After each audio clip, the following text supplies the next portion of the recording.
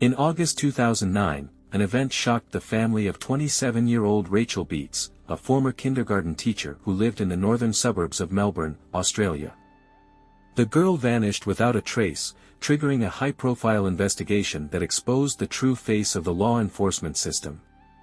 Rachel grew up as an only child until the age of 11, when her parents divorced. Her mother, wanting to settle her personal life, got together with a man who already had children from a previous marriage. Thus, Rachel became an older sister and quickly bonded with her stepsisters. From childhood, she was known as a kind, open, and sociable girl who easily found common ground with people of all ages. Rachel helped her mother with household chores, looked after the younger children, and supported her during difficult times. As she grew older, Rachel became interested in the profession of a kindergarten teacher, as she had a knack for educating and nurturing her younger siblings. The girl got along so well with children that she decided to dedicate her life and career to them, despite the fact that she herself could not have children due to health issues. This did not stop her from getting an education and starting work as a teacher at the age of 27. Despite this, Rachel always dreamed of having her own children. Therefore, in 2008, she gladly welcomed into her home in Epping, near Sydney, 2 teenage girls who had problems in dysfunctional families. For them, Rachel became a true guardian angel, to whom they fled from domestic quarrels. However, Rachel's loved ones were worried that the teenagers might have a negative impact on her. Indeed, sometimes there were problems with them, because of which the girl could not arrange her personal life. Moreover, it affected her finances, as Rachel earned little and helped the girls with money, sometimes giving away her last and severely limiting herself. To cope with financial difficulties, Rachel took a second job, but overestimated her strength and soon lost it. Troubles were piling up like a snowball, debts were growing, and during this difficult period, the girls started a relationship with a guy who, as it turned out later, was associated with a bad crowd. They used prohibited substances and eventually got Rachel hooked on them as well. There she met John Leslie Combs, a close friend of her boyfriend. According to acquaintances, over time he began to have a strong influence on her. Since Rachel got involved with the wrong crowd, her life went downhill. The girl was visibly wasting away, her physical condition deteriorated, and emotional problems appeared. Due to prolonged drug use, she began to develop paranoia. Sometimes Rachel was delirious and suspected everyone of conspiring against her. Once, a car ran a red light in front of her. Rachel reacted inappropriately, got into an accident, and afterwards claimed that it was all set up. Rachel's once attractive appearance changed. Even her teeth, thanks to which her smile was so charming, began to deteriorate from the effects of. The girl had to use special plates to protect them. Her home turned into an epicenter of daily parties, where dubious individuals gathered. Rachel's closest friends, learning about her destructive life, desperately tried to save the girl from this abyss, but the power of addiction was too strong, and their efforts were in vain. The tipping point was a party where Rachel, who was with her friend, fainted. They were urgently taken to the hospital, where Rachel, upon regaining consciousness, claimed that she might have been. However, the medical staff, assessing the girl's appearance, concluded that she had a clear addiction. Rachel showed signs of persecution mania and paranoid moods. Her statement was not confirmed, so the doctors were forced to call the appropriate services. The girl was sent to a rehabilitation center, where she underwent treatment and returned home to her mother in the summer. For a while, it seemed that everything was getting better. Rachel stayed away from drugs. But it turned out that the addiction had taken too deep a root in her soul, and old passions took over her again. One warm August evening in 2009, Rachel decided to return to her destructive company, with which she had loud parties almost every day. When the girl was leaving the house, and her family understood where and why she was going, she asked her mother only one question: "If I leave today, will you love me tomorrow?" Her mother, sobbing, answered in the affirmative. These were the last words the family heard from Rachel before her disappearance. From that time on, the girl no longer answered calls and messages. Her phone was turned off, and relatives could not find her. A mother's heart told her that her daughter was in danger. The family turned to the police for help, but law enforcement officers, knowing about Rachel's dark past, were in no hurry to start a search, assuming that the girl was just hanging out somewhere with friends. A week passed, and a gruesome discovery was made southeast of Melbourne. A man jogging on Wetner Beach noticed something unusual on the shore. Coming closer, he realized with horror that it was human remains. Without wasting a minute, the man reported the terrible find to the police. The law enforcement officers who arrived at the scene found only a left female leg with a tattoo in the form of purple flowers on the stem. It was the only lead for the investigation at that moment, as the rest of the body could not be found. On August 18, information about the discovery was made public in the media. One of Rachel's old friends, hearing the news about the tattooed leg, immediately recalled a similar image on the girl's body. Not knowing about her disappearance, he tried to call, but Rachel did not answer. Then the man contacted two teenage girls whom Rachel had once sheltered. He asked when was the last time they saw their caregiver. One of the girls replied that she had not seen Rachel for a long time, but they were waiting for her return after rehabilitation. The other noted that she had recently communicated with her. This seemed strange to the friend, because usually the girls always knew where Rachel was and what she was doing. Meanwhile, the police had already been thoroughly examining the island where the gruesome find was made for the second day. They tirelessly searched for the missing girl's body, but to no avail. It was as if it had vanished into thin air. Law enforcement officers compared the found tattoo with their databases, but there were no matches. Forensic experts, meanwhile, were investigating the nature of the injury. They concluded that the leg belonged to a woman and was separated from the body in the hip joint area. At the same time, the blood loss must have been very significant. The scale and specificity of the damage indicated that the woman was most likely already dead. A family friend who had previously noticed the similarity of the tattoo contacted the police and suggested that the found leg might belong to the missing Rachel. Investigators confirmed that the girl had an identical tattoo and was already wanted as a missing person. Everything added up. Law enforcement officers contacted Rachel's mother to inform her of the terrible news.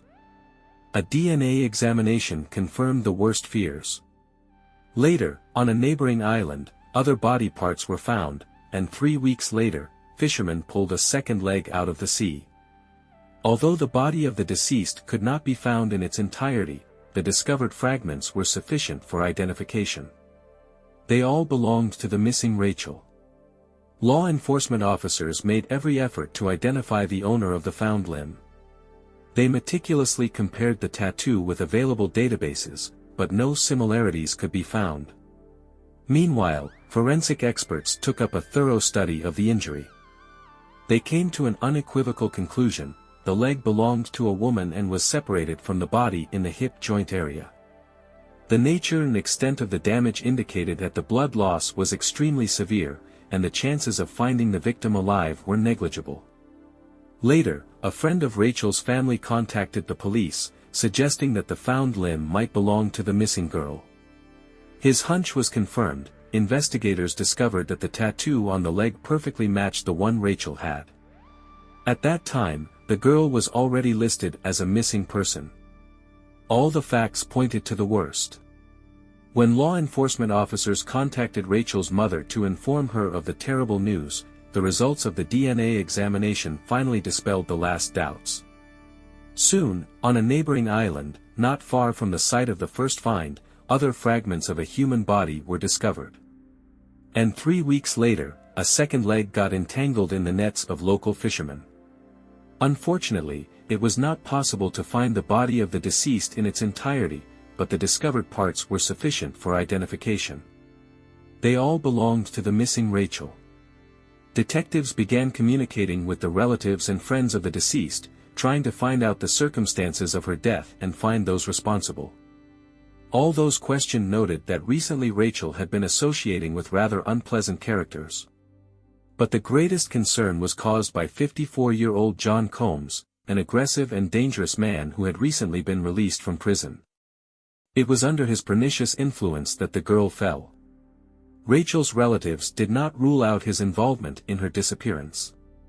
When investigators began to study Combs' personality, they saw that he was an extremely suspicious character.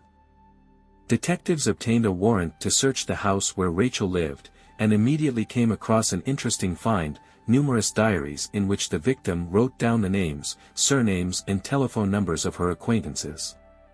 Most often, the initials, J.C. were found there, which clearly hinted at John Combs. It became obvious to the police that he had the greatest influence on the murdered girl. The teenage girls who lived with Rachel could not help but know what a terrible person he was. They probably guessed where their friend had disappeared to, but preferred to remain silent for fear of sharing her fate. During a conversation with the girls, the police managed to find out that shortly before her disappearance, Rachel assured them of her quick return. But these hopes were not destined to come true. Investigators understood that the teenagers knew much more than they were telling, but fear kept them from being frank. However, later the girls still dared to contact law enforcement officers, wanting to help investigate the murder of the woman who had replaced their mother. And, as it turned out, they really had something to tell. On August 10, 2009, Rachel left Epping for the neighboring town of Heidelberg. After about 20 minutes, she stopped the car and went shopping. There she was picked up by John Combs, the last person to see the girl alive, as the investigation assumed. The next morning, at 6:30, Rachel called her friend. She later noted that there was no sense of alarm or anxiety in the girl's voice. On the contrary, she was cheerful and joking. Rachel promised to meet her friend on Monday, but these plans were not destined to come true. When the police visited John Combs, the main suspect in the case, he provided what seemed to be an impeccable alibi. At first glance, everything added up. Numerous independent witnesses confirmed his words. However, the cops understood that the words of a hardened convict should not be blindly trusted, and decided to check this information more carefully.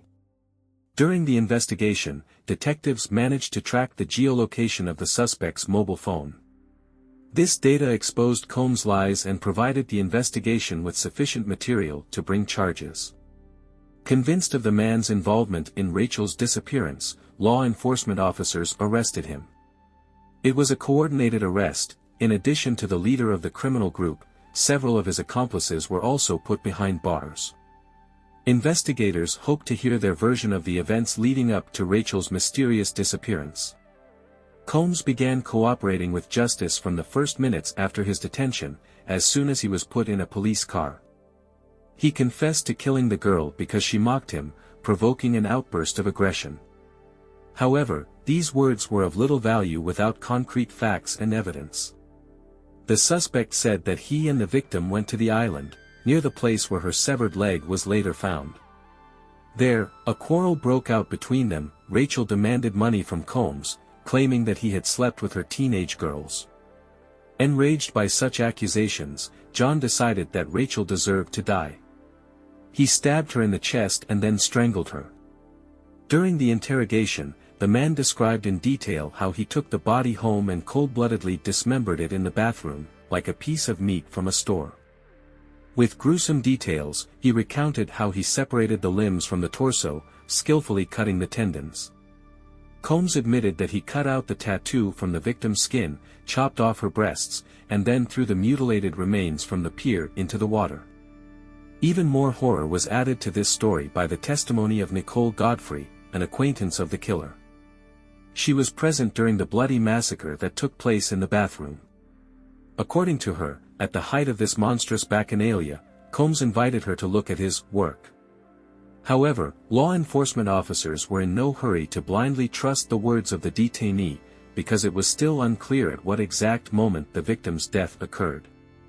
Arriving at the crime scene, the police carefully examined every corner in search of evidence. However, it became obvious that the killer had made a lot of effort to cover his tracks. He thoroughly washed the floor and walls with detergents and bleach. Nevertheless, a few tiny blood stains were found in the bathroom, and a DNA analysis confirmed that it belonged to Rachel. As it turned out, this was far from Combs' first crime. He had previously been convicted twice for murder. In this regard, the media and the public had a natural question: how could the Australian Themis consider this monster worthy of parole and release him? After all, less than 2 years had passed since he was released from prison, and he already had a third victim on his account. The brutal murder of Rachel, whose body the inhumane man mocked even after death, shook the whole country and caused a wide public outcry. In October 2009, John Combs was officially charged with first-degree murder. The relatives and friends of the deceased were not surprised by this development.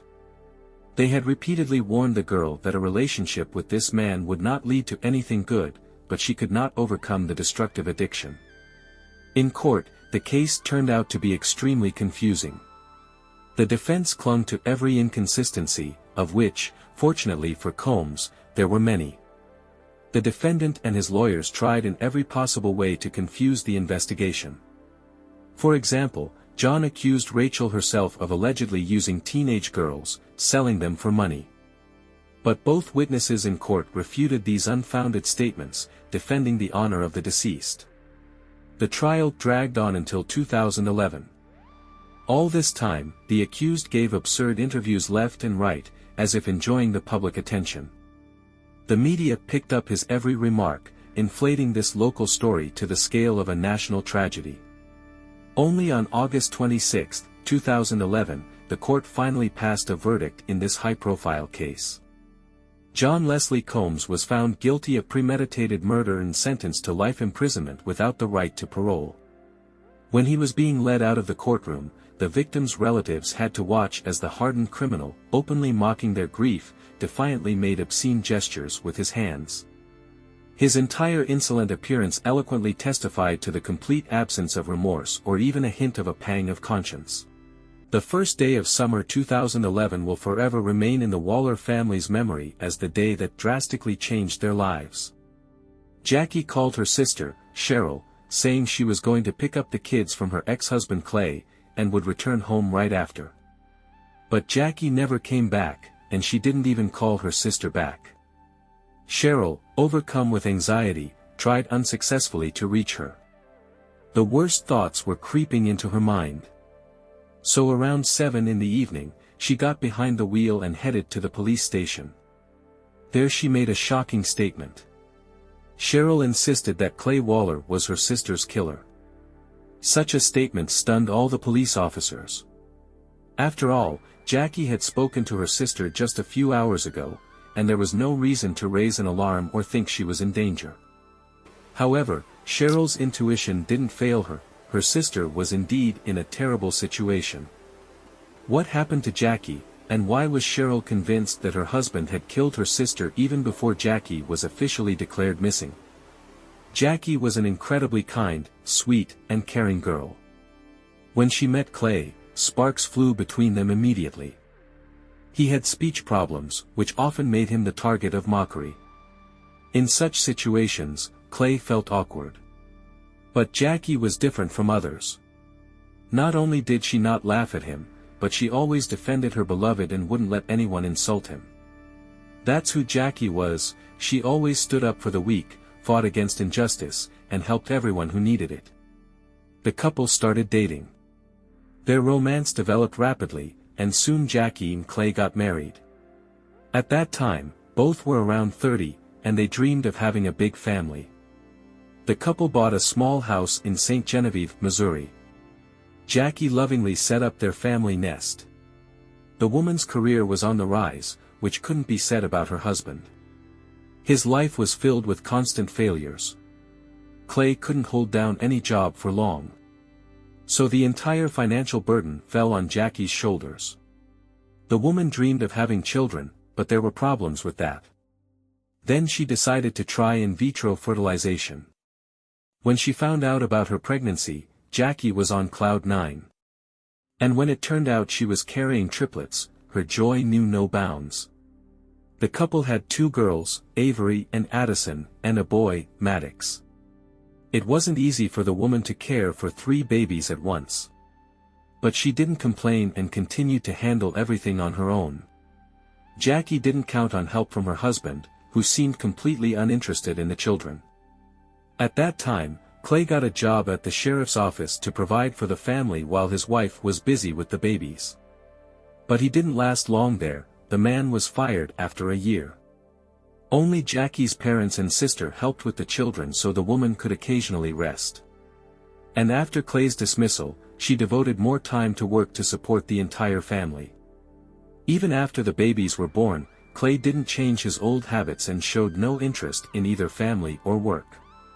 He only occasionally did odd jobs, but it wasn't the money his family was counting on. It seemed the man was quite content living off his wife, who worked 40 hours a week and took care of the children. Jackie's career was developing rapidly, and soon she took a management position at an insurance company branch. But this only made her husband more relaxed, as he decided not to worry about earning money at all. Instead of appreciating such a wife, Clay began to abuse her in various ways, insult her, call her worthless, and assure her that nobody needed her. Moreover, he had other women. The man behaved like a true abuser. Jackie's parents and sister were outraged by his attitude and urged her to divorce him. But the woman wasn't ready for such a radical step yet and tried to save the family. However, with each passing day, her hopes of saving the marriage were visibly fading. Several years passed, and the Waller family began experiencing difficulties. The couple found themselves in a tough financial situation since the husband wasn't working, and Jackie's salary barely covered all the expenses of their large family. Mortgage debts grew, and soon the bank took their house.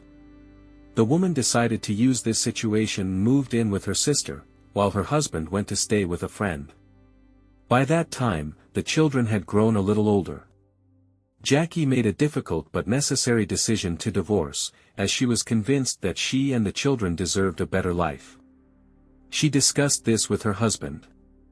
At first, Clay took the news quite calmly, but later changed his mind and refused to divorce. The man began threatening Jackie. At first, these were veiled and indirect threats, just hints at possible trouble. Then he moved on to explicit death threats, saying that if she divorced him, she would be signing a death warrant for herself and the children. All this frightened the woman, but she didn't back down from her decision. She simply couldn't live like this anymore and wanted to get rid of her husband. Jackie told her relatives about her husband's behavior. She even kept a diary where she recorded all his antics. Besides that, Jackie noticed that her husband had started stalking her. For safety, the woman stayed with her sister and the children. The kids were 5 years old at the time. They didn't understand what was happening, but Jackie explained to them that it was necessary. Over time, the situation seemed to normalize. The divorce was nearing completion. It seemed that the husband had calmed down, accepted their separation as a fact, and stopped bothering Jackie. The couple was moving on and even started building relationships with other people. The woman allowed her husband to see the children, and there were no more quarrels between them. On June 1, 2011, Clay and Jackie agreed to meet at the lawyer's office to discuss the final important details of the divorce. That day their son Maddox was visiting his father, while the other children were with Jackie's sister, Cheryl. After the meeting, Jackie was supposed to pick up the boy. She left the office and called her sister Cheryl. She said that everything went well, and she was already heading to Clay's house to pick up their son, after which she would immediately return to her sister's place. That was their last conversation. The 39-year-old Jackie never made contact again. Time passed.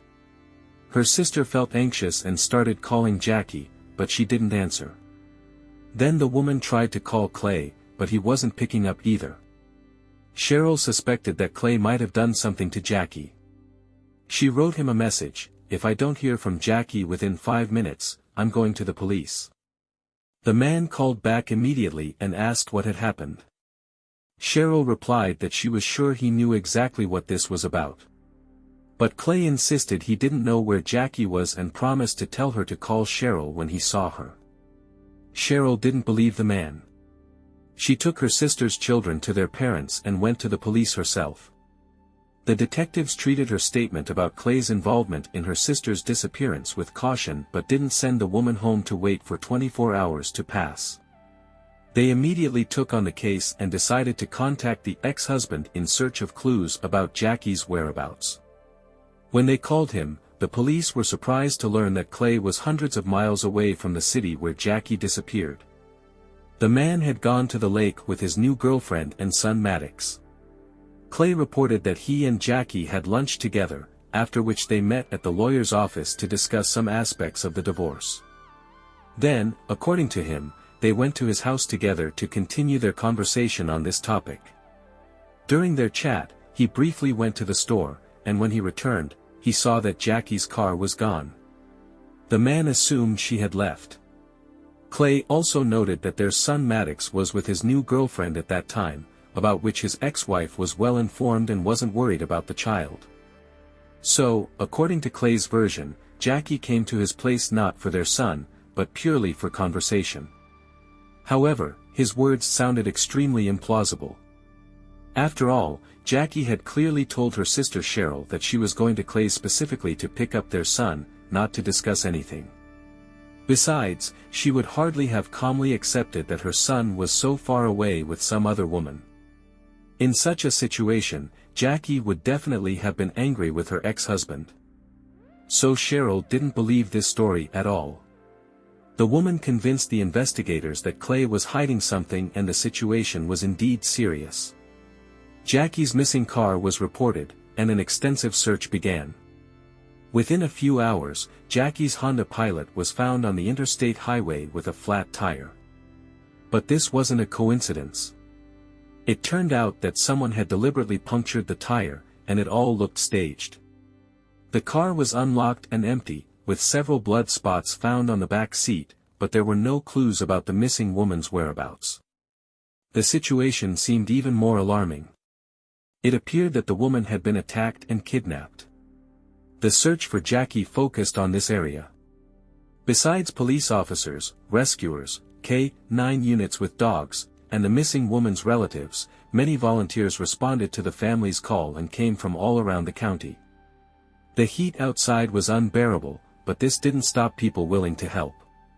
The family announced a reward of $3,500 for information about Jackie's whereabouts. However, despite all efforts, the search yielded no results. Police increasingly focused on Jackie's ex-husband, Clay. They arrived at his house to talk to him again.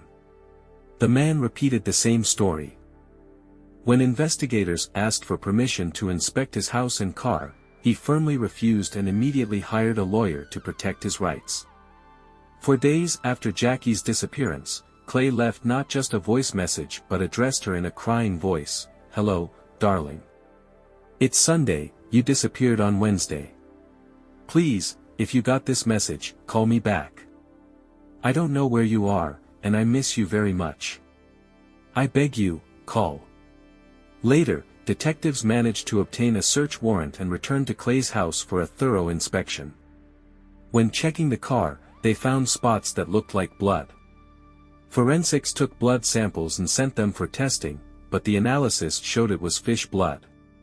It turned out that shortly before this, Clay had deliberately smeared the car with fish blood and recorded it on video, thus staging a sort of test for the forensics team. During the house inspection, it was noticeable that a carpet was missing from one spot on the floor. A piece of floor covering had simply been cut out, leaving obvious traces. Additionally, small drops of blood were found on the corridor walls. In the basement, there were signs of furniture being moved. It was obvious that something had happened in the house. Forensics looked under the floor and found a bloodied carpet there. Blood samples from the house along with the carpet were sent to the laboratory for testing. Detectives established the missing woman's last movements. At 11 a.m., Jackie was seen with her ex-husband at the pharmacy. The couple behaved normally. 2 hours later, the woman was spotted at an ATM withdrawing money. After this, Jackie no longer appeared on any surveillance cameras. But Clay was recorded later, a few hours after his wife's disappearance, he went to a toy store with his son and new girlfriend. Then the man drove to a car wash in his pickup truck with a boat, which had a suspicious garbage container. Clay was wearing different clothes and thoroughly washed both the vehicle and the boat. Clouds were gathering over Clay, and he became the prime suspect. Investigators released photos of Jackie's ex-husband's pickup truck and boat, asking possible witnesses to come forward. A young couple responded to this appeal, saying they had seen Clay near Devil's Island on the Mississippi River.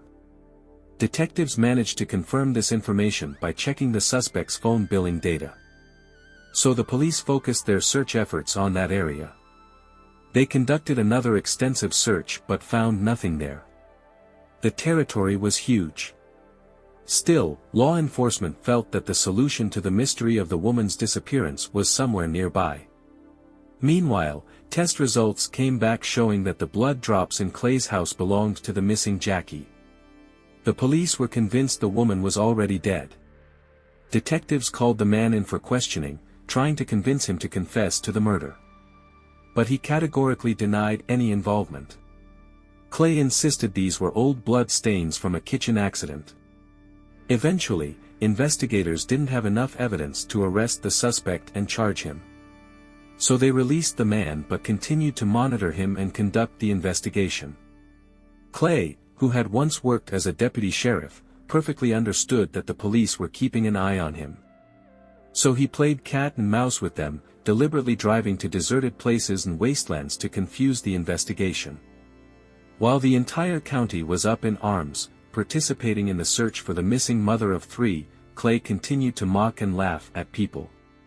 He could drive past a search group or Jackie's family, openly show them his middle finger, and shout after them that they were wasting their time and wouldn't find anything anyway.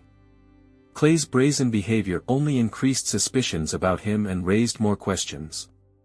Meanwhile, Cheryl, Jackie's sister, began a legal battle for custody of the triplets. She feared the children would end up in the custody of their father, who was dangerous for them. Clay's inappropriate actions worked against him, and the court granted custody to Cheryl.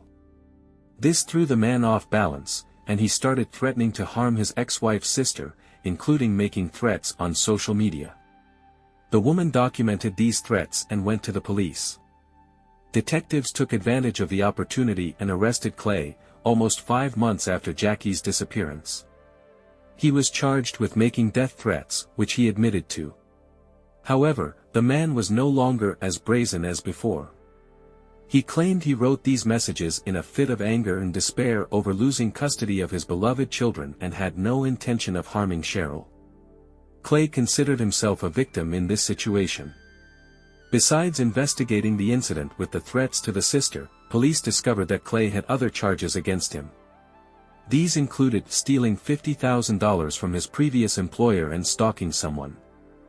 Detectives started pressuring their former colleague, hoping he would finally confess to killing his ex-wife and reveal the location of the body. But all efforts were in vain. Clay continued to deny any involvement in Jackie's disappearance. Instead of confessing to the crime, he suddenly began claiming he knew who was really behind his ex-wife's death. According to Clay, it was Jackie's new lover named Harry. But detectives explained to him that they had already checked this version, and Harry had an ironclad alibi that allowed them to exclude him from the list of suspects. All evidence pointed exclusively to Clay, but he still continued to deny everything. Eventually, he was sentenced to 5 years in prison for threatening Cheryl. While Clay was behind bars, police continued investigating Jackie's disappearance. Searches for the missing woman continued on Devil's Island but yielded no results. About 2 years after Jackie's disappearance, having gathered numerous circumstantial evidence, surveillance camera footage, blood traces in the suspect's house, and other facts, police decided to charge Clay with murdering his ex-wife, even in the absence of a body. This was a risky and desperate move, as in case of losing the case, the prosecution wouldn't be able to present the same charges against him again. However, the prosecutor was determined. After consulting with his lawyer, Clay concluded that it would be better for him to make a deal with the investigation and plead guilty in exchange for a lighter sentence. As a condition of the deal, the defendant agreed to confess to the murder and show the location of the body. Jackie's family agreed to this deal, as it was important for them to give her a proper burial. Clay led the police to his ex-wife's body, which he had hidden in a remote location on the sandbars on the Illinois side of the Mississippi River. At first, he couldn't remember under which exact tree he had buried Jackie. But then he confessed that he had placed a bag of fertilizer on her body. One of the police officers, who was actively involved in gardening, noted that large amounts of fertilizer kill trees. They surveyed the area and noticed 3 dead trees that caught their attention. Under one of them, after digging, they indeed found Jackie's body, dressed in the same clothes she was last seen in. The woman's identity was confirmed through dental records. It was indeed Jackie Waller. Finally, Jackie's relatives learned that she was definitely dead and were able to find her body. Now they had the opportunity to pay their last respects and bury her properly. The woman's funeral was held on her parents' golden wedding anniversary. Cheryl told the children that their mother was gone and that their father had killed her. This news was a strong shock for the children, as they lost both their mother and father in one moment. Since then, the children have hated Clay and refused to communicate with him. According to the terms of the deal, Clay had to officially confess to murdering his ex-wife and tell all the details of the crime. The man explained that his first thoughts about killing Jackie appeared a year before the tragic event when she announced her decision to divorce. But at that time, he pushed away these evil thoughts, as Jackie was the mother of his children. However, Clay couldn't let the woman take his children away from him. He warned Jackie that this could end badly for her, but she didn't listen. And this, in his opinion, was her fault. Clay confessed that the day before the murder, he drove to that same secluded spot on Devil's Island to dig a grave for Jackie. That's when he seriously contemplated taking her life. According to Clay, the divorce was generally proceeding peacefully. On the day of the murder, after visiting the lawyer, they were talking, and she suggested they had one last time. So they went to his house. At home, in the kitchen, a conversation developed between them. At some point, Clay decided to look in the refrigerator for a snack. When he suddenly raised his head, he accidentally hit Jackie's head, causing her nose to bleed. This greatly angered the woman. She went into the hallway, where her blood stained the walls, and started yelling at Clay that he would never see his children again. That's when the man snapped and attacked her. He struck Jackie once with his hand to the face, and then strangled her. After this, Clay transported the body in a garbage container and buried it in the pre-dug grave. Later, he thoroughly washed the car and cleaned the house. He took a shower, changed clothes, and, as if nothing had happened, went to meet his new girlfriend and son at the toy store. Clay claimed that everything happened impulsively, in the heat of emotion, and that he hadn't planned to kill Jackie. However, this contradicted his previous statement about digging the grave the day before. Why would he do that if he wasn't planning to kill her? Everything indicated that the murder was premeditated. Moreover, the medical examiner found that the deceased had multiple skull fractures. Therefore, Clay hadn't just punched her in the face but had also struck her with a blunt object. Nobody believed his version of events.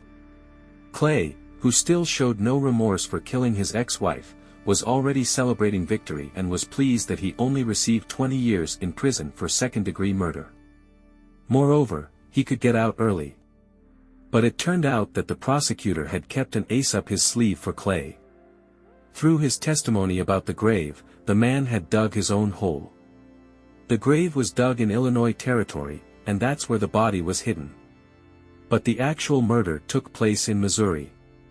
These circumstances fell under the federal law against domestic violence acts committed across state lines. Clay had violated this law, which allowed them to add another 35 years to his sentence. Thus, Clay Waller would only be eligible for parole after serving 85% of the 55-year term.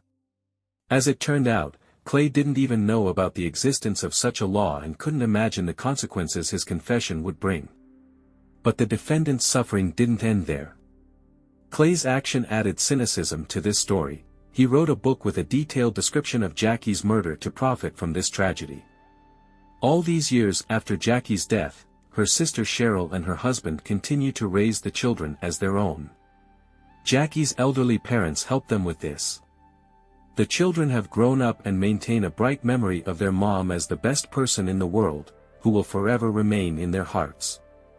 They are still angry at their father and miss their mother. November 2021, a Canadian student embarked on a long-awaited trip to the United Kingdom, hoping to meet her dream boyfriend. What seemed like the perfect online romance turned into a horrifying tragedy with fatal consequences. Ashley Wadsworth was born on July 25, 2002, in the small Canadian town of Vernon. She was raised in an ordinary family by Christy Gendron and Ken Wadsworth. Unfortunately, her parents divorced when Ashley was very young. The girl remained under the care of her father, who put a lot of effort into raising her. Despite the divorce, both parents continued to take an active part in their daughter's life, surrounding her with love and support. Ashley grew up to be an extremely purposeful child, dedicating almost all her free time to learning. She was distinguished by discipline and the ability to carefully plan her daily tasks. The girls saw this as a path to a successful future. In addition to studying, Ashley was fond of skiing. The combination of mental and physical efforts contributed to her harmonious development as a sociable and successful individual. Ashley demonstrated remarkable talents for her age. She was fluent in English, French, and Spanish, demonstrating an open outlook on life. The girl dreamed of obtaining a law degree. These plans were quite realistic because at the age of 18, she was already admitted to Thompson Rivers University in Kamloops. Moreover, Ashley was quite religious and joined the Mormon Church before reaching adulthood. When Ashley turned 11, she met a boy named Jack Seppel on the internet. Despite the 4-year age difference, the teenagers quickly found common ground. Jack lived in Great Britain, thousands of kilometers away from Ashley, but thanks to social networks, distance did not stand in the way of their communication. The young man made an impression of a polite and caring conversationalist. To maintain constant contact despite the 4-hour time difference, Ashley and Jack even synchronized their daily schedules. At first, they communicated as friends, but over time, a mutual attraction developed between them. Ashley was delighted with her new internet boyfriend. The couple often talked via video calls, exchanged photos and videos. This gave the girl a feeling of being special. In her eyes, an older guy seemed like a great catch.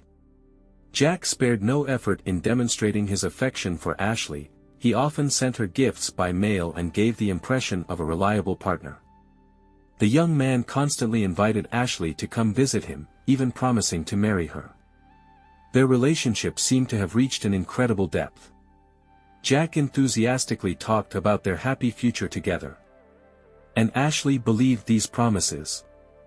Unlike the intellectually gifted Ashley, her internet boyfriend could not boast of outstanding mental abilities. He did not study anywhere, did not work, and seemed to have no ambitions. Although Ashley was unaware of this, there were strong reasons to believe that Jack was communicating with other girls in parallel, looking for a partner. In fact, he was cheating on Ashley, but the girl was so carried away by the virtual romance and madly in love that she did not even entertain such a thought. Ashley passionately wanted to meet Jack as soon as possible and transfer their relationship into real life. However, due to her young age, she could not take this step on her own. Her parents strictly forbade the girl to meet with the internet acquaintance until she reached adulthood. So their virtual romance lasted for about 8 years. When Ashley turned 19, she, with the consent of her parents, decided to go to Great Britain. To implement this plan, the girl had to take a year-long academic leave from the university and save money for a long time for the cherished trip. Ashley intended to spend 6 months in Great Britain on a tourist visa with the prospect of extending it. This trip was also seen as an opportunity to travel and learn about the culture of another country.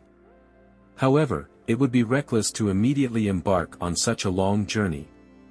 Therefore, the girl first made several shorter trips with her family to gain travel experience. In particular, she visited Mexico and California. Ashley's parents disapproved of their daughter's intention to visit the internet acquaintance, hoping that with age, Ashley would change her mind. However, the girl was adamant in her decision to meet her beloved, with whom she had been communicating for 8 years and perceived almost as a family member. Ashley's parents were extremely concerned that their daughter would find herself on another continent with a little-known person. However, the girl was unshakable in her decision, and due to her coming of age, they could no longer forbid or prevent her plans. The family could only hope that everything would go as Ashley had dreamed. The father saw his daughter off at the airport, not even realizing that this was their last meeting. The girl set off into the unknown, unaware of the dark past of her 23-year-old chosen one. It turned out that Jack already had 8 convictions for 12 different offenses related to domestic. Moreover, his ex-girlfriends were so afraid for their lives that after breaking up with him, they turned to the police and obtained court orders prohibiting him from approaching them. The girls complained about Jack's cruel treatment and tried to protect themselves from him with restraining orders. Even the guy's own mother, 55-year-old Tracy Dalton, was forced to resort to similar measures after her son attacked her in 2014. During the attack in his own home, Jack seriously damaged his mother's car, smashed windows and doors.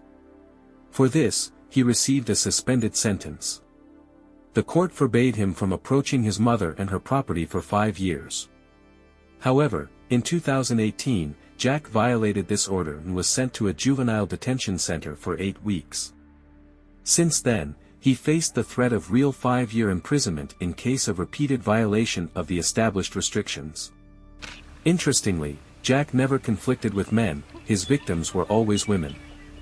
And this was not accidental. Representatives of the weaker sex could not give a decent rebuff to the offender. Unfortunately, Ashley had no idea about the criminal past of her internet lover. On November 12, 2021, she flew to the small British town of Chelmsford straight into the arms of a dangerous criminal who was hiding under the guise of a respectable guy. After 8 years of online communication, the girl trusted Jack so much that, without hesitation, she agreed to settle in his one-room apartment. The thought of a hotel or rented housing did not even cross her mind, so strong were Ashley's feelings and trust in her partner. At first, everything seemed perfect. The couple traveled to picturesque places, visited local sites, took joint photos and posted them on social networks, demonstrating their happiness to the whole world. They even got a kitten named Winston and took care of it together. Ashley radiated joy. During video calls with relatives, the girl tirelessly talked about how kind, sweet, attentive, and caring Jack was. The guy diligently maintained this image of an ideal partner. But in reality, he was unemployed, had no aspirations, and was constantly short of money. This reality clearly clashed with young Ashley's ideas about her chosen one. Soon, the girl realized that Jack was not at all who he pretended to be and was completely unsuitable for her. But she found herself trapped. She could not simply end the relationship and leave him. After all, Ashley lived in Jack's apartment under his watchful eye and control, unable to escape. The perfect romance was rapidly crumbling. Jack was irritated by this and became increasingly inadequate and aggressive.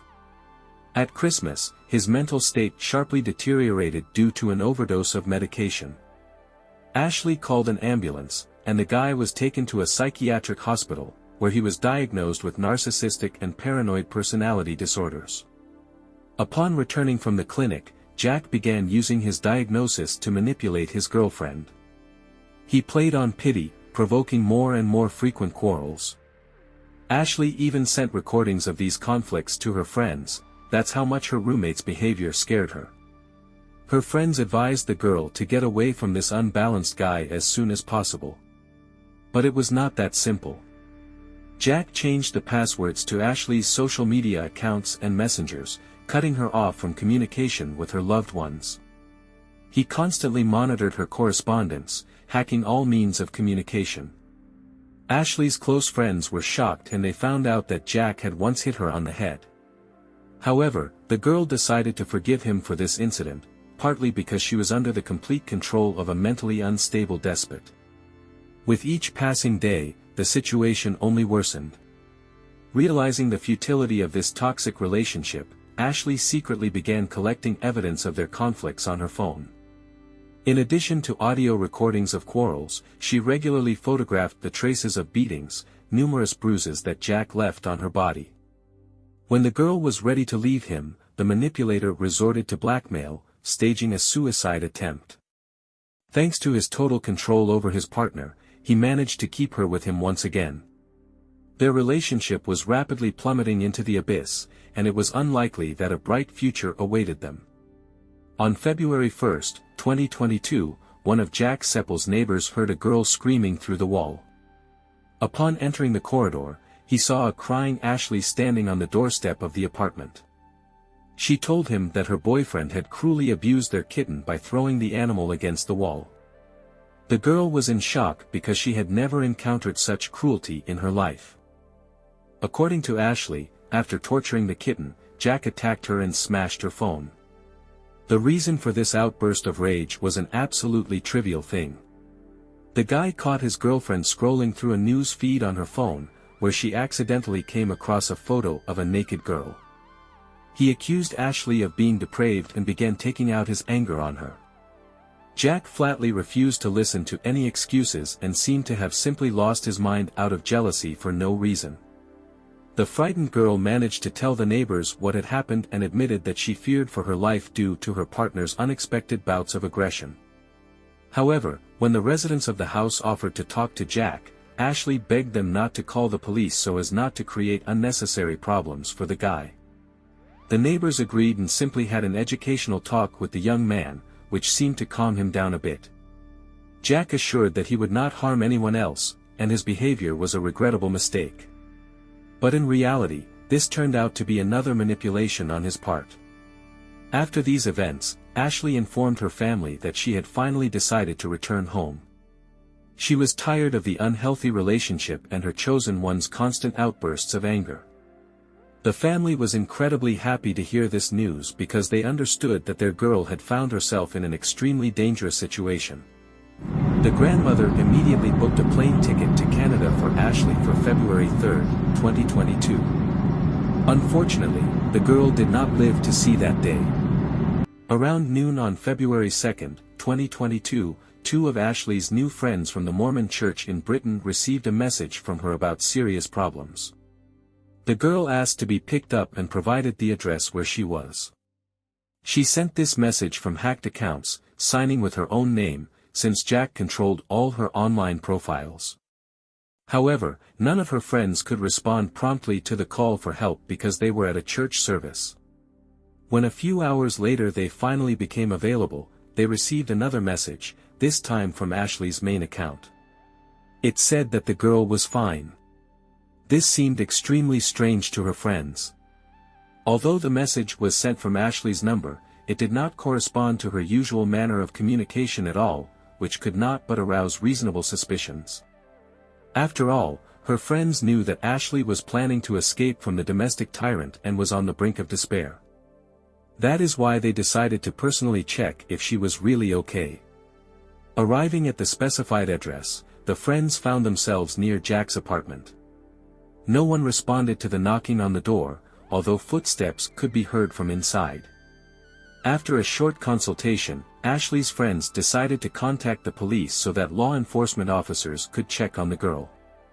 They called the emergency service number 999 and reported their concerns. A police squad arrived at the scene around 4 p.m.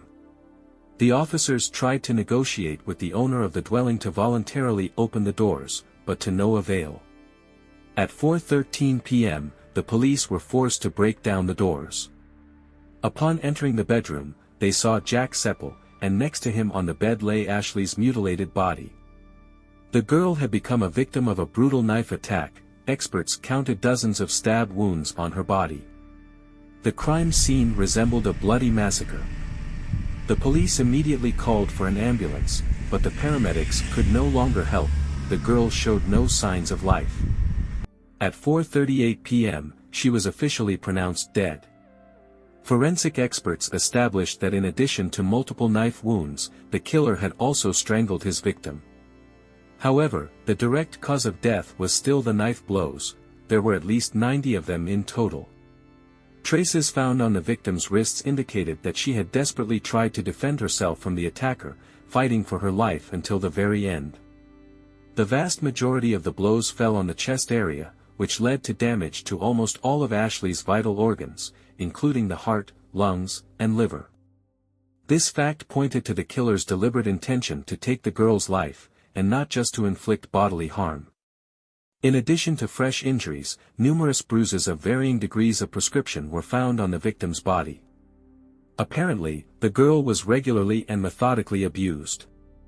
Even before the arrival of law enforcement officers, Jack Seppel managed to post a joint photo with Ashley on his social media profile, accompanying it with an ominous caption, "Mine forever." Such behavior fully corresponded to the psychological portrait of the killer. Many maniacs and serial killers express their pathological sense of unity or ownership of their victims in a similar way. The police officers quickly discovered the murder weapon, a bloody knife. It was sent for examination. DNA samples on the blade completely matched the genetic material of the murdered girl. Jack Seppel's fingerprints were also found on the knife handle, confirming his involvement in the crime. There was no one else in the dwelling except for the suspect. The totality of the collected evidence unequivocally pointed to the guilt of the sadist. Jack was arrested. At first, he refused to give any testimony, but on September 7, 2022, he pleaded guilty. This happened after a series of 3 interrogations, during which the suspect did not show any emotions or remorse for what he had done. A psychiatric examination appointed by the court confirmed the presence of certain deviations in the killer, but generally recognized him as sane and capable of standing trial. Upon careful examination of the criminal's mobile phone, the police found a video recording made around 12:45 p.m. on the day of the tragedy. In it, Jack, dressed in bloody clothes, stands against the background of Ashley's mutilated body. He addresses the victim's sister Haley with apologies. Fortunately, the inhumane man never dared to send this chilling video to the addressee, sparing her from a nervous breakdown. The trial of the maniac took place on October 10, 2022. Despite the irrefutability of the evidence, it was presented in full at the trial. The accused confirmed his guilt but did not show any signs of remorse or even regret for what he had done. One of Jack's ex-girlfriends, testifying in court, characterized him as an unpredictable, pathologically jealous, and insecure subject. According to the prosecution, the motive for the murder was a conversation during which Ashley informed Jack about her intention to end their toxic relationship and return home. The girl had even begun preparing him for her departure. Upon hearing about his beloved's final decision to leave him, the guy lost control of himself. In a frenzy of rage, Jack brutally took Ashley's life. The parents of the murdered girl were utterly devastated by grief and no longer harbored any illusions about the punishment for her tormentor. Ashley's grandfather, in his speech in court, blamed himself for once supporting his granddaughter's decision to go to Great Britain. After all, he considered this country a model of lawfulness and safety. The elderly man had no idea what a nightmare this trip would turn into. The grandmother of the deceased had a hard time experiencing her involuntary role in the tragedy. She bought a plane ticket for Ashley for February 3, not February 2. The poor woman blamed herself that this delay could have cost her granddaughter her life. The victim's older sister grieved that Ashley was not destined to be a bridesmaid at her recent wedding. This opportunity was stolen from them by Jack. Despite this, the family was sincerely grateful to the killer, at least for the fact that he admitted his guilt and spared the loved ones the painful need to prove it in court. By the verdict of the court, 23-year-old Jack Seppel was sentenced to life imprisonment with the right to early release no earlier than after 23 years and 6 months of serving his sentence. 2016, 27-year-old New York City resident Anastacia Markot came to visit her mother in the small town of Princeton, Massachusetts. This quiet and cozy suburb, home to only about 3,000 people, is located not far from major cities like Boston and Worcester. Around 1 o'clock in the afternoon, Anastacia, who was in a good mood, decided to go for a walk alone in the local park. She had always led an active lifestyle and loved running, power walking, practicing yoga, and simply enjoying walking her favorite routes. The weather that day was exceptionally nice, warm and sunny, so the young woman, as usual, couldn't miss the opportunity to admire the wonderful scenery. Moreover, the area was very familiar to her, as she often visited her mother. However, when several hours passed and Vanessa still hadn't returned home, her mother Rosanna began to seriously worry. The woman tried to call her daughter, but she wasn't answering. This was extremely unusual for Vanessa, to disappear for a long time and be out of reach, because due to her work she always kept her phone at hand. Rosanna couldn't shake the feeling of anxiety. The situation seemed highly suspicious to her. Around 4 o'clock in the afternoon, she contacted the police with a request to search for her daughter in the park. Law enforcement took a statement from the mother and immediately went to search for the missing woman, using service dogs. For several hours, police carefully combed the park where Vanessa had gone for a walk. At about 8:30 p.m., only a kilometer away from the house, in the thick bushes of a remote part of the park, a dog led officers to a human body. A gruesome scene unfolded before their eyes. The young woman's body, completely naked and mutilated, was lying on the ground. Police suspected that the crime was motivated and the girl had been raped. There were clear traces of burns on her skin, particularly on her head, arms and legs. Obviously, the criminal had tried to get rid of the body and hide the traces in this way, but his plan had failed. The body had not burned completely. The officers immediately suspected that they had found the body of the missing Vanessa, whom they were looking for. The deceased strongly resembled her. This assumption was later confirmed by an expert examination, and the mother had to be informed of the terrible news. According to the forensic medical examiner, the girl was brutally raped. She was strangled with such force that her hyoid bone was broken. Other injuries characteristic of a struggle were also found. Vanessa had desperately defended herself and fought for her life to the last, as evidenced by the defensive wounds on her hands. Genetic material of the killer, which was sent for examination, was found under the victim's fingernails. In parallel, investigators began studying the identity of the deceased in order to determine her circle of contacts and identify possible suspects. It turned out that Vanessa was the only child in the family. Her parents adored their daughter and were proud of her. From a young age, Vanessa was distinguished by a developed intellect and quick wits. She easily mastered new knowledge. At school, she was the best student and an overachiever. In addition, beautiful and kind, she attracted people to her and knew how to make anyone feel at ease. These qualities served her well in adulthood. In 2011, Vanessa graduated with honors from Boston University with a degree in public relations. After that, she worked in several IT companies, and at the beginning of 2015, she got her dream job at Google as a client manager. The young woman was able to fully realize her potential and made ambitious plans for career growth.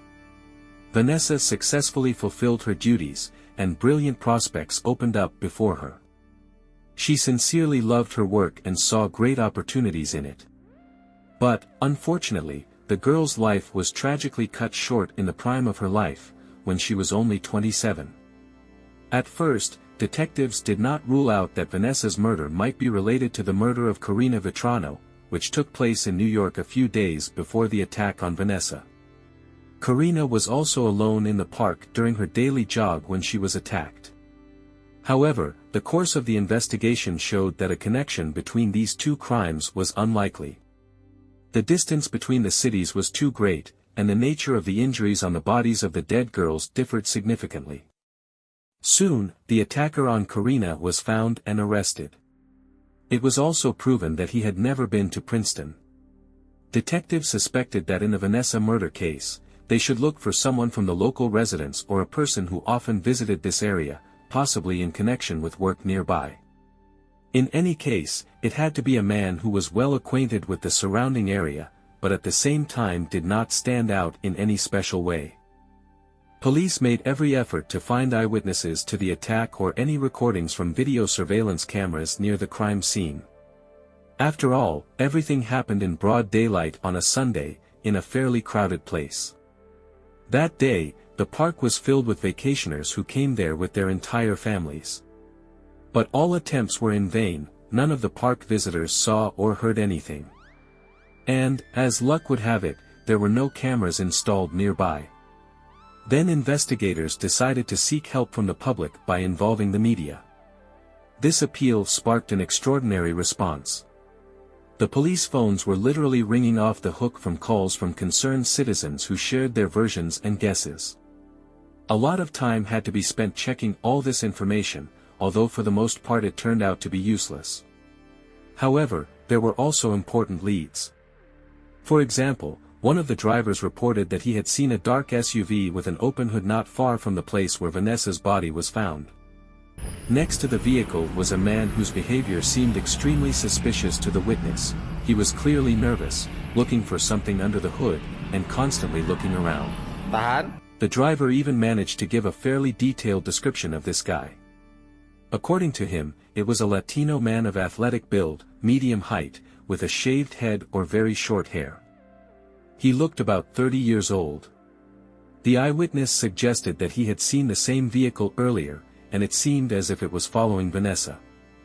Another witness recalled seeing a girl who looked like Vanessa talking on the phone in the park right after 1 o'clock in the afternoon. Based on these testimonies, the police narrowed down the time frame of the murder. It must have occurred between 1 o'clock and 3 p.m. Unfortunately, no one was able to remember the vehicle's license plate number. Weeks passed, and investigators still had no suspects. The public began accusing the police department of a sloppy investigation. People were horrified by the very thought that a brutal killer was freely roaming somewhere nearby, and demanded that he be caught and put behind bars as soon as possible. Realizing the seriousness of the situation, the police did not give up and worked tirelessly on the case. For the quiet town of Princeton, this was the first murder of its kind in the last 3 decades, so it's not surprising that the whole city was buzzing like a stirred-up beehive. Law enforcement was supported by vigilant residents who did not take their eyes off all suspicious characters and reported the slightest thing to the cops. It took investigators almost 8 months to compile a profile of the probable criminal based on the evidence obtained and information received from citizens. Among the material evidence was the killer's DNA, extracted from under Vanessa's fingernails, as well as traces of gasoline on the girl's hair tie and socks. Obviously, the criminal was going to burn the body to cover his tracks. According to police data, the wanted man was of medium height, had an athletic build, a Latin American appearance, and drove a black SUV that was seen near the crime scene. Cops also assumed that there might be scratches on his face, hands, and back. After all, Vanessa had desperately fought for her life. All state patrol officers received an orientation on the suspect. They had to be on high alert and respond immediately if they noticed someone similar. And so, in March 2017, one observant police officer from Worcester reported that he had seen a dark SUV driven by a man who closely matched the description. The patrolman managed to write down the license plate number of the suspicious vehicle and passed the information on to his colleagues who were working on Vanessa's case. However, when detectives ran the number through the database, they still could not establish the identity of the owner. But they were able to find out his home address. That's where they headed, intending to talk to the man and take a sample of his DNA. The suspect became the 325th person whose biological material was collected as part of this investigation. He did not resist and voluntarily provided a sample. The man's appearance closely resembled the description of the driver seen near the crime scene. It seemed there was no longer any hope for a breakthrough in the investigation. But the results of the DNA examination were a real sensation. the genetic material removed from under the nails of the deceased Vanessa completely matched the sample obtained from the suspect. Having such irrefutable evidence, the court issued an arrest warrant. The detainee turned out to be 31-year-old Angelo Colon Ortiz, a family man and father of 3 children. A native of Puerto Rico, he had moved to the United States with his family and settled in Worcester less than a year ago. Prior to that, Angelo had no problems with the law and led the quiet life of a decent citizen. He got a job as a courier for the FedEx delivery service and often visited Princeton and the surrounding areas for work. Since the suspect had poor English skills, he was provided with an interpreter for interrogation. Angelo insisted that he was not acquainted with the deceased girl and had never met her before. The man could not remember whether he was in Princeton on the day of Vanessa's murder, and, of course, he had no way to confirm his alibi. However, by that time, detectives had already obtained some important information. They found out that on August 7, 2016, the day of Vanessa's disappearance, at 2:35 p.m., Angelo had purchased $5 worth of gasoline at a store near the ill-fated park. So, the suspect was definitely near the crime scene at the right time. After carefully examining the calls and messages on the phones of the victim and Angelo, investigators found no connection between them. It seems that the killer and his victim were strangers. It was an absolutely random attack. Despite the fact that Angelo was immediately formally charged with the murder of Vanessa, he continued to deny his guilt. The suspect was kept in custody without the right to bail.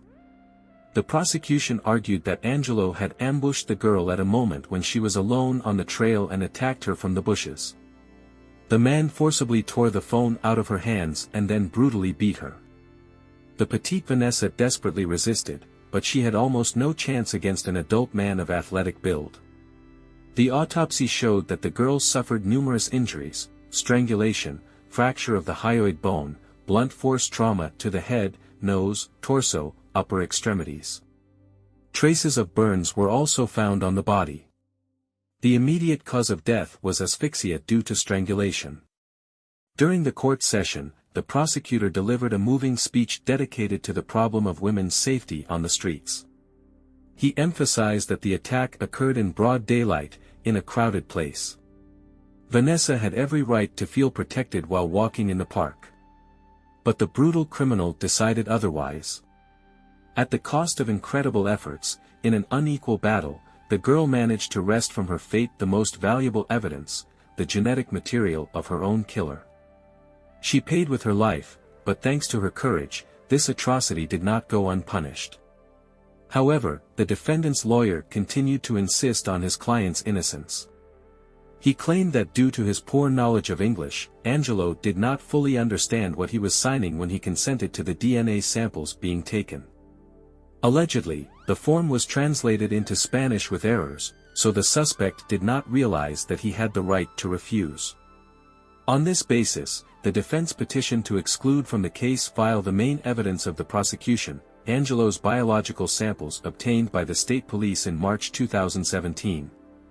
The lawyer insisted that they were obtained in violation of procedural norms due to incorrect translation.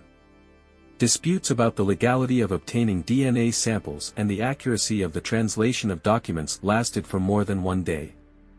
The testimonies of the police officers who communicated with the suspect, as well as the interpreters involved, were heard. They all claimed that the form in Spanish was read aloud to Angelo, after each section asking if everything was clear to him.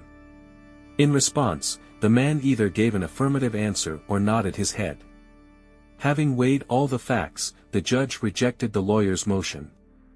In his opinion, Angelo's rights were not violated, and the DNA samples were obtained legally. Therefore, they can be included as evidence in the trial. During the hearing, Vanessa's mother told the jury about her daughter. Through tears, the woman recalled their last meeting. That Sunday morning, the girl was smiling and in a wonderful mood. Nothing foreshadowed trouble. No one could imagine that they were seeing Vanessa alive for the last time.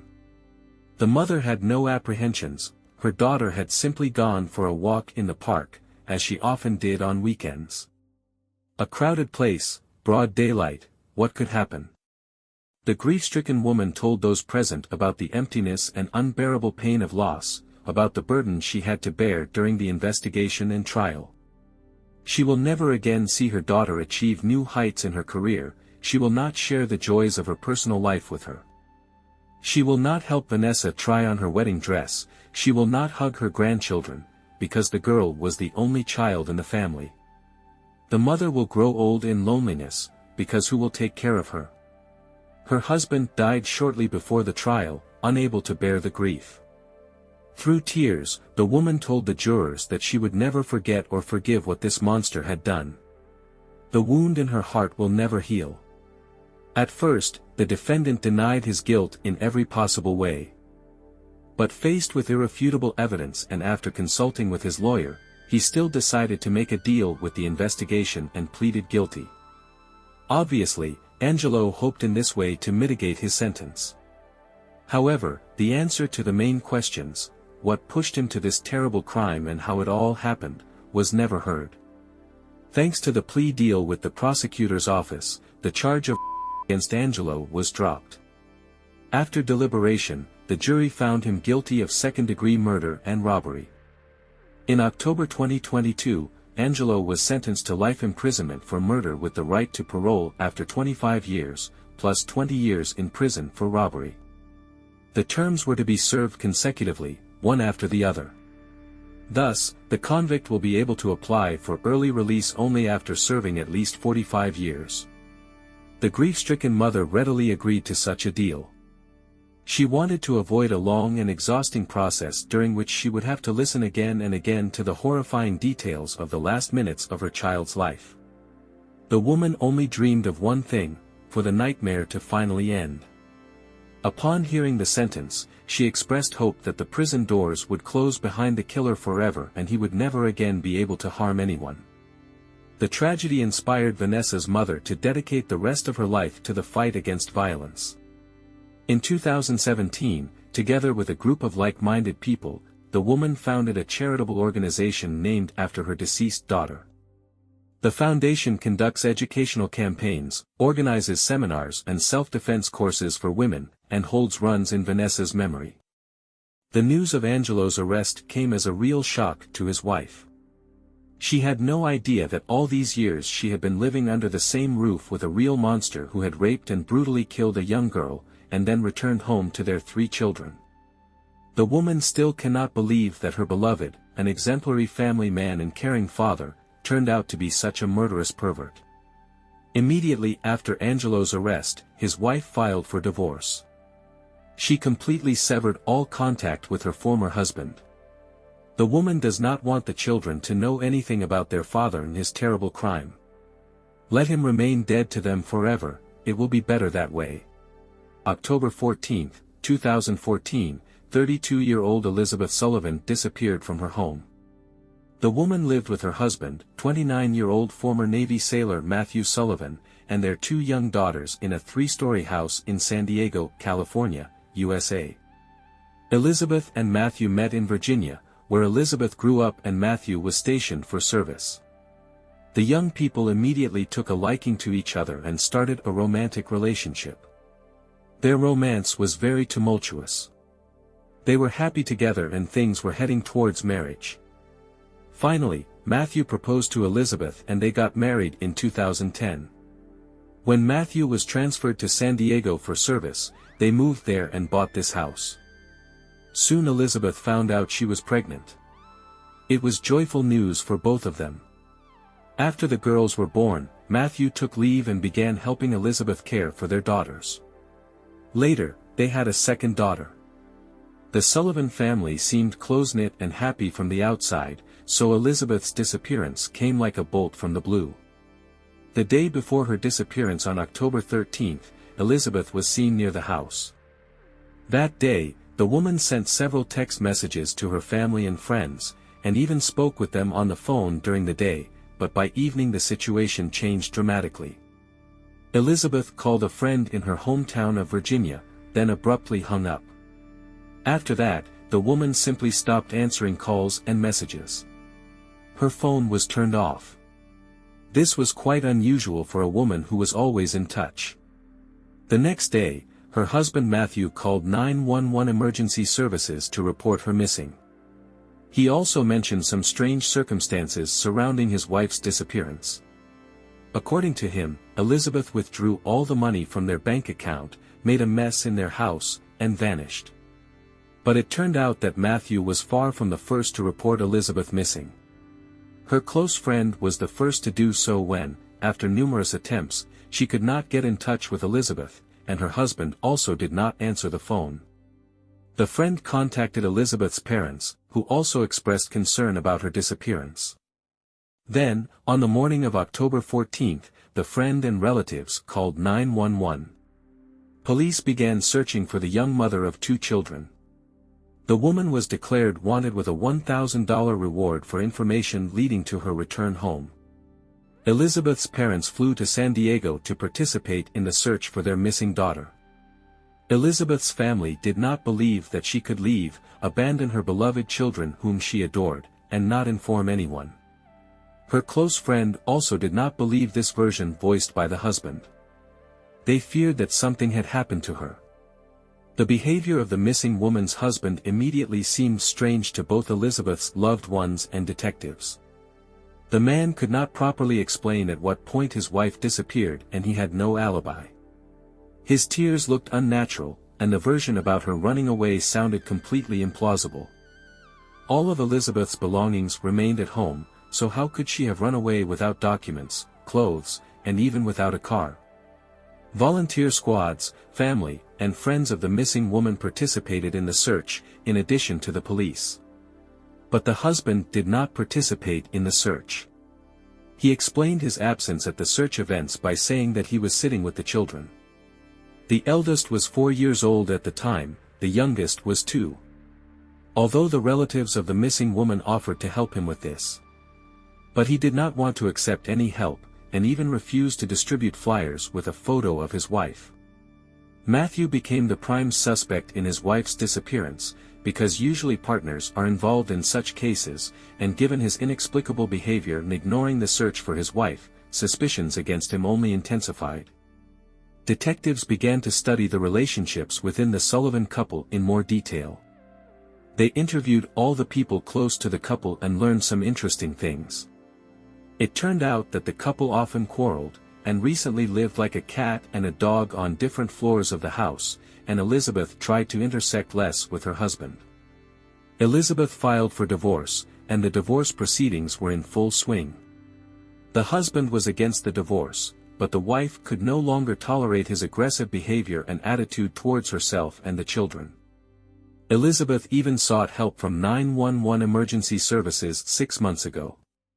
In March 2014, during an argument with Matthew about custody and alimony, she told police that there was a long history of domestic between them, and the woman feared that things could only get worse, and Matthew would do something to her. Also, relatives of the missing woman shared important information. Elizabeth was indeed planning to run away from her husband, so she withdrew money from the account and packed her suitcases, but she was going to run away not alone, but with her daughters, because of her tyrannical husband. She couldn't just take off and leave without the children, leaving them with Matthew. The missing woman's husband was summoned to the police station for questioning, where he was asked about the relationships within the family. The man confirmed that there was a rift in the family and they were getting divorced, although he believed that it was not serious, and Elizabeth just scared him with the court, and then withdrew the money and simply disappeared. He was sure that she had run away with her lover, leaving him with the children, and was now enjoying life somewhere, and then, when the money ran out and problems arose, she would return. This is how he explained his attitude towards the search. Matthew believed that his wife was not in any danger, so there was no need to look for her. Police, with his permission, briefly inspected the Sullivan couple's house, but did not notice anything suspicious in it. No signs of a struggle, no signs of a break-in by outsiders, no blood stains, since there was no evidence against the husband, and there was no evidence of Elizabeth's abduction at all. The search for the woman was stopped and the investigation was suspended. Police agreed with the husband's version that she could have voluntarily left the family, because information was confirmed that it was Elizabeth who withdrew all the money from the account. For almost 2 years, no one dealt with the case, despite appeals from the missing woman's loved ones that Elizabeth would not have run away from home and abandoned her children. On October 6, 2016, the body of an unknown woman was found floating in San Diego Bay, about 1 kilometer from her home. The condition of the body was poor. Police immediately established that it was a female.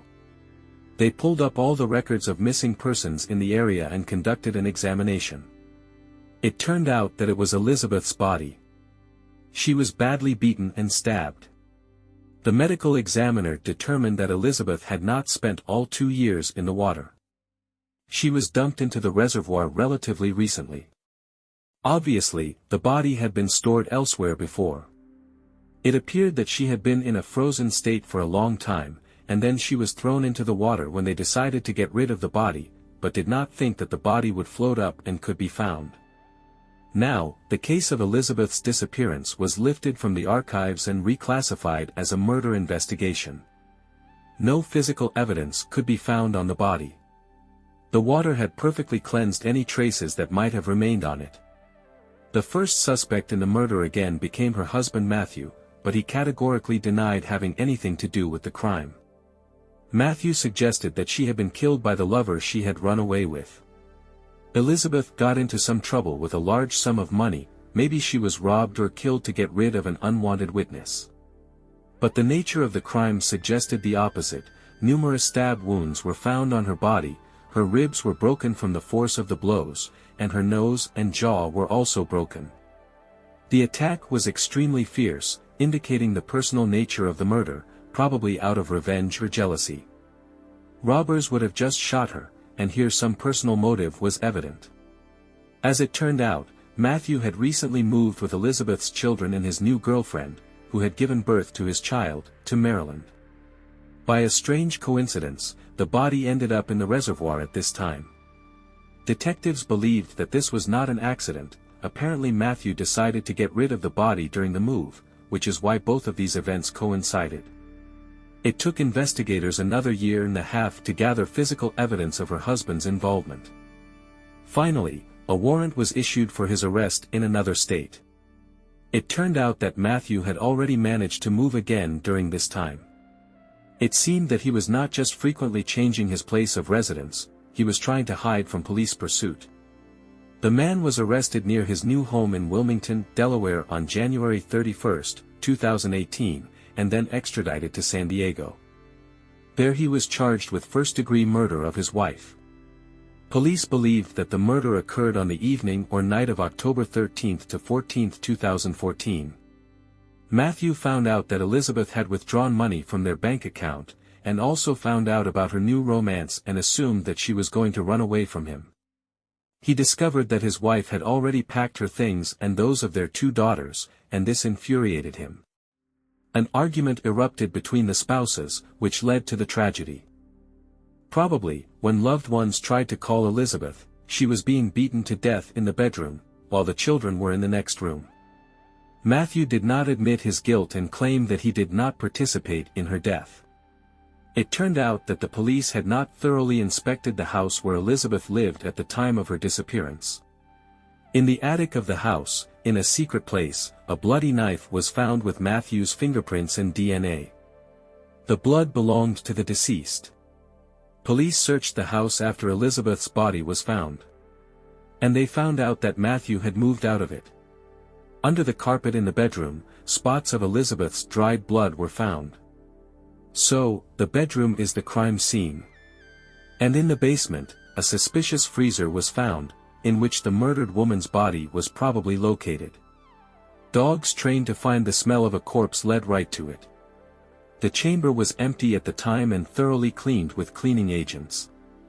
During the trial in the case of Elizabeth Sullivan's murder, the prosecutor presented evidence to the jury that the initially happy and romantic marriage of the defendant Matthew Sullivan and his wife Elizabeth eventually turned into a hell of domestic. The husband became pathologically jealous and repeatedly raised his hand against Elizabeth. Conflicts in the family escalated when the woman decided to divorce her tyrannical husband and run away from him with the children. This, according to the prosecution, was the motive for Elizabeth's murder. During the trial, the prosecutor also revealed details of the personal life of the deceased. In particular, it became known that Elizabeth had registered on an online dating site, where she met another man, whose name is not disclosed. At first they just communicated, and then decided to meet in person. Over time, their relationship turned romantic, and Elizabeth even introduced her new boyfriend to his friends. At that time, she did not tell him that she was still officially married, had a husband and was raising children by him. The new lover learned about Elizabeth's secret married life by accident. Once one of his friends saw Elizabeth in a car that had child car seats installed. He was worried that the woman might have left the kids unattended, and just in case reported what he saw to the Child Protection Services. They responded to the signal and began checking the Sullivan family. In the process of verification, the service sent a request to Elizabeth by email. However, the letter caught Matthew's eye, and that's how he found out that his wife had another man. The prosecutor also drew the jury's attention to the fact that Elizabeth was determined to divorce, and on the day before her disappearance, she visited her lawyer for the last time to settle legal formalities. She made an appointment with the lawyer for the next day, October 14, 2014, but never showed up. After consulting with the lawyer, Elizabeth transferred all the funds from her joint bank account with Matthew to her personal account and intended to obtain a restraining court order against her husband, but did not have time to do so. Elizabeth's best friend also testified in court. According to her, Elizabeth openly shared with her the problems in her personal life. Once she confessed to her friend that she was disappointed in her husband and regretted her hasty marriage to him. Elizabeth felt that she had made a mistake in marrying Matthew, and when he started beating her, she finally decided to divorce. The woman realized that she deserved better treatment and was not going to put up with domestic anymore. According to the prosecution, on the morning of October 14, 2014, the day after Elizabeth's disappearance, her husband Matthew Sullivan went to the Home Depot hardware store. There he bought cleaning supplies, in particular, special carpet cleaners. The prosecutor put forward a version that the suspect was going to clean up the crime scene. That's why during the first superficial inspection of the house, the police did not notice anything suspicious. The carpets were clean and had no visible bloodstains. Only after the discovery of Elizabeth's body did law enforcement obtain a search warrant and conduct a more thorough investigation of the house. That's when experts found traces of blood under the carpets that belonged to the victim. During the investigation and gathering of evidence, the prosecution concluded that after the murder, Matthew Sullivan hid his wife's body in a freezer in the basement of the house. During the first inspection, the police did not find the freezer, because the owner did not even report the presence of a basement. The results of the examination, as well as the reaction of service dogs trained to search for the smell of a corpse, indicated that the body had been stored in a frozen state for a long time. The defendant's lawyer, for his part, argued that the marriage of Matthew and Elizabeth began to fall apart back in 2012, and their relationship only deteriorated with each passing day. According to the defense, Matthew was a loving husband and father who tried with all his might to keep the family together, did not want a divorce and hoped until the last that they would be able to settle the conflict. On the other hand, Elizabeth's behavior was simply unacceptable. She cheated on her husband with another man, abused alcohol. One time Elizabeth even slept on the lawn near the house, which shocked the neighbors and shamed the whole family. The lawyer also added that Matthew tried his best to help his wife cope with her problems, despite the fact that she cheated on him. However, these defense arguments never received any confirmation from Elizabeth's relatives, friends, or neighbors. According to the defense, the blood traces found in the house appeared there not as a result of Elizabeth's murder, but because of her attempt to commit. The woman was desperate because of the inspection by the Child Protection Services, as she was afraid that her children could be taken away from her. Therefore, she cut her veins with a shard of broken glass. That's the state Matthew found her in, and then provided first aid, without calling medics, to avoid publicity and not worsen the situation. The lawyer insisted that the blood-stained knife found in the attic of the Sullivan house was also not the murder weapon. Most likely, it was hidden there by Elizabeth herself, who had a tendency to self-harm and often made cuts when she was nervous. Matthew confirmed in court that his wife had repeatedly said that she cuts herself during times of stress. The defense attorney also stated that Matthew, concerned about his wife's mental state, shortly before her disappearance asked his mother and sister to temporarily move in with them to help take care of the children and monitor Elizabeth's behavior. However, she was categorically against outsiders in the house, which caused another quarrel between the spouses, and the issue of relatives moving in had to be postponed. In addition, according to the lawyer, Matthew Sullivan never had any problems with the law or a criminal past. On the contrary, he honestly served 8 years in the U.S. Navy. Acquaintances characterized him exceptionally positively, as a decent and conscientious person. In response, the prosecution provided irrefutable evidence, the results of a forensic examination, which established that the knife found in the attic was undoubtedly the weapon used to kill Elizabeth. In view of this, the jury found Matthew Sullivan guilty of second-degree murder. After the verdict was announced, Matthew Sullivan addressed the court with a speech in which he expressed regret that the defense had not provided proper testimony in his favor.